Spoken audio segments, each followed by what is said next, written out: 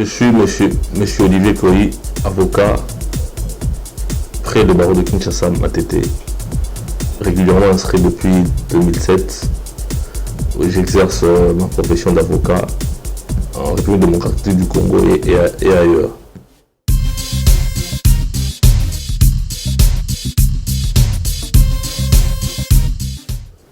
Le droit vient du latin directum, qui signifie direction, qui signifie sans détour. Pour nous les juristes, le droit c'est l'ensemble de règles communes qui gouvernent une société et également sanctionnées par cette même société. Ainsi, vous trouverez le droit a du mal à accepter cette absence de neutralité, c'est-à-dire le droit est neutre, le droit n'a pas de couleur. Ce qui est droit est droit.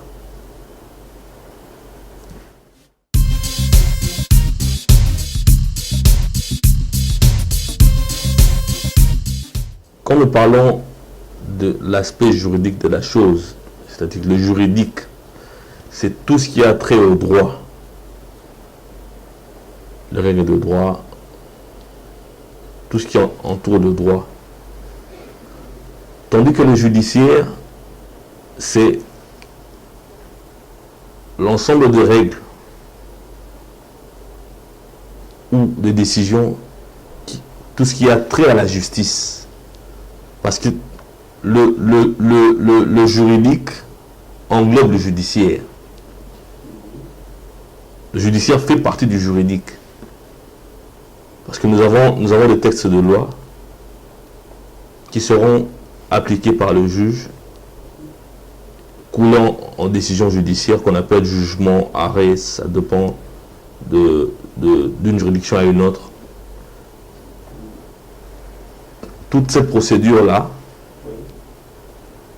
depuis la saisine du juge jusqu'au jugement, c'est ce que nous appelons judiciaire. Actuellement, il y a la doctrine. Avant, on ne parlait que de la procédure civile.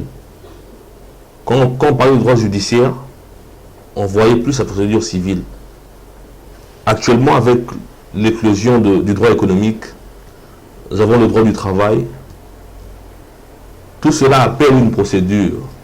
Pour saisir le juge du travail, vous devez obligatoirement passer par l'inspecteur du travail. La procédure préalable à la saisine du juge en matière du travail.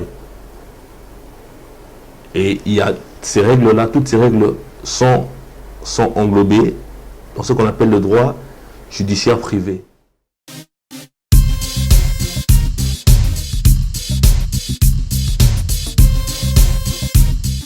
Pour le droit, il y a des Congolais. Bon, mingi le droit c'est documentarité. Et ça m'a pas mingi pour toi bango. Aussi longtemps, na constitution option d'engue bima ya mboka, ba autorité à pays, ba kabola ngote, il fallait pas ça la faveur on a quand même. Ba kabola ngo ben ba tcha on a pris moko un peu bas comme ça chaque Congolais, chaque Kinois en particulier, a mis à kosomba ngo comme ça ba na kotanga. Bon, ba droit nanga na yebi yango te soki nazwi moto akoki koyebisa nga badroit na nga na Congo. Oui, étant qu'un intellectuel, je connais mes droits, je sais comment me défendre. Dans le pays que j'ai appris sur le banc de l'école, un nationaliste doit connaître ses droits. Par exemple, en cours de route, tu as connu un problème avec un militaire ou bien un policier.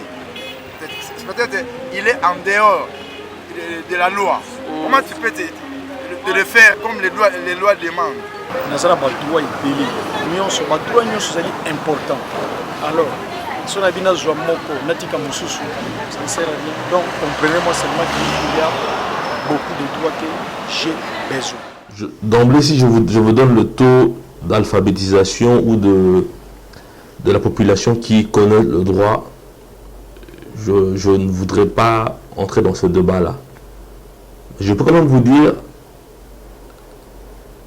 il est un principe général de droit où il est dit « Nul n'est censé ignorer la loi ». Mais cette loi, pour qu'elle ne soit pas ignorée, il faut qu'elle soit divulguée. Il faut qu'elle soit vulgarisée. Actuellement, l'Assemblée nationale, le Parlement se réunit et vote des lois. Mais ces lois, elles partent où? Après leur promulgation. Elles restent, elles s'appliquent, et nous, les avocats et les juges, nous apprenons les lois 2 fois pendant les audiences. Parce qu'il n'y a pas une structure de vulgarisation de la loi. Je donne l'exemple du Code de la famille. Sous le règne du maréchal Mobutu, il y a eu le temps de vulgariser cette loi. Il y a eu des émissions, il y a eu vraiment une grande vulgarisation de la loi. Actuellement, les lois ne sont pas vulgarisées. Sous d'autres cieux, les projets de loi sont déjà à la portée de tous. Voilà pourquoi vous trouverez certaines organisations visées par cette loi faire des pétitions, des protestations, parce que cette loi, elle va s'appliquer à cette corporation, à ces organisations-là, et ça risque de créer un désordre. La loi est faite pour tous. La loi n'est pas faite pour un individu. Elle est universelle. Elle est pour la communauté. Alors cette loi doit être consommée. Dès lors que nous n'avons pas la teneur de la loi ou la teneur de ce projet, nous serons seulement devant un fait accompli. Nous avons déjà la loi, elle est déjà promulguée et nous devons la consommer comme ça. C'est ça la difficulté actuelle au Congo.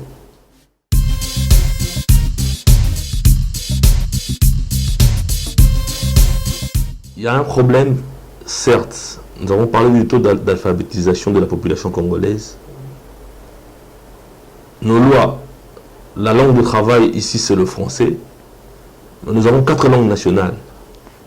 Est-ce que ces lois sont publiées dans les 4 langues nationales? Je dirais non. Donc, il est difficile à quelqu'un qui habite l'est du pays ou au fin fond du nord, qui ne comprend pas le français et qui doit se présenter devant le juge pour plaider sa cause en français, qui ne maîtrise pas cette loi.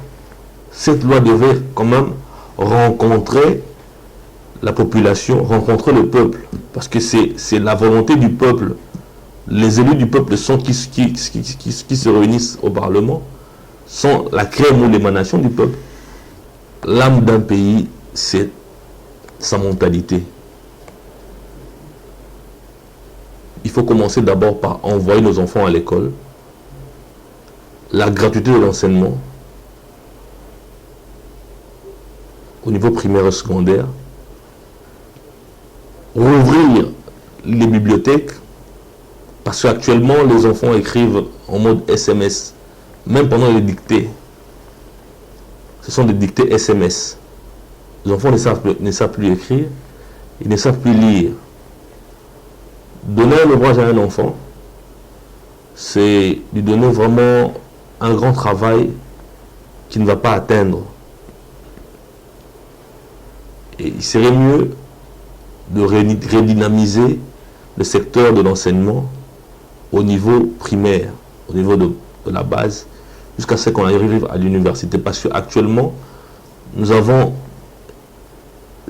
des licenciés juste avec des papiers ou un titre, mais qui, lorsqu'il faut défendre son titre, ça devient vraiment, je ne sais pas comment qualifier les termes, mais vous sentez que vous avez affaire soit à un D6, soit à quelqu'un qui n'a pas été pendant 4 jours sur un banc de l'école.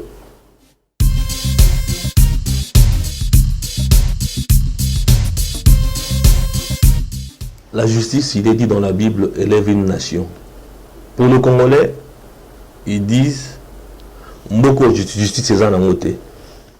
Parce qu'ils considèrent les magistrats et les avocats que nous sommes comme des complices d'une injustice grave, en commençant par des conflits parcellaires. Vous êtes devant un acte authentique, vous êtes devant un titre,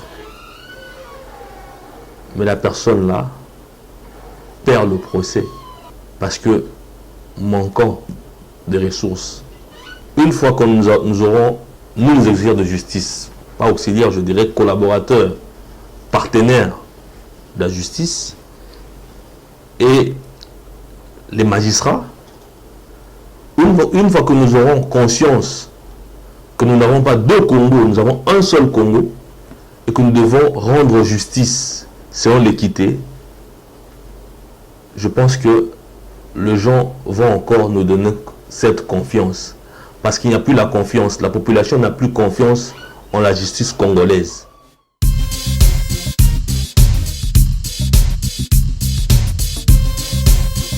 De par ma déontologie, je ne sais pas attaquer les magistrats pour dire qu'ils sont corrompus.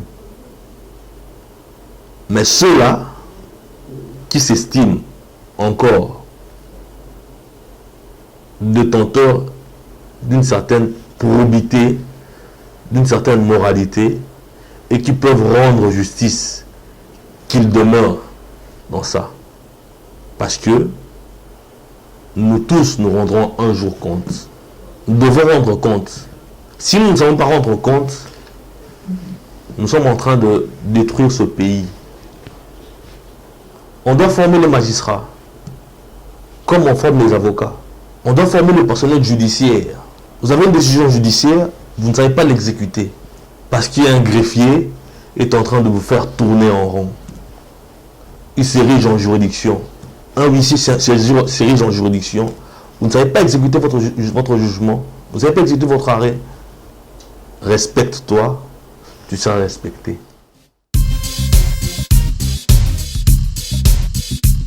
Deux personnes peuvent-ils marcher ensemble sans se convenir? Je n'ai pas suivi cette nomination. Je sais qu'il y a un professeur de droit qui chapeaute actuellement, qui est conseiller spécial du chef de l'État en cette matière. La corruption est un fléau qui date. C'est un système dans notre société que nous devons combattre pour que nos enfants ne subissent pas ça. La corruption détruit le pays. Ça nous appauvrit. Ça nous fait perdre même notre dignité. Permettez-moi, parce que je sais qu'au Congo, les ridicules ne tuent pas. Les ridicules ne tuent pas. Demandez à un ministre s'il a déjà démissionné. Non. Puisque les ridicules ne tuent pas, on reste. On s'est dit, si le procureur général de la République commençait à poursuivre ses responsables, des hauts responsables, pour les présenter devant le juge, je pense qu'on pourra parler vraiment d'un début de fin de ce système de corruption.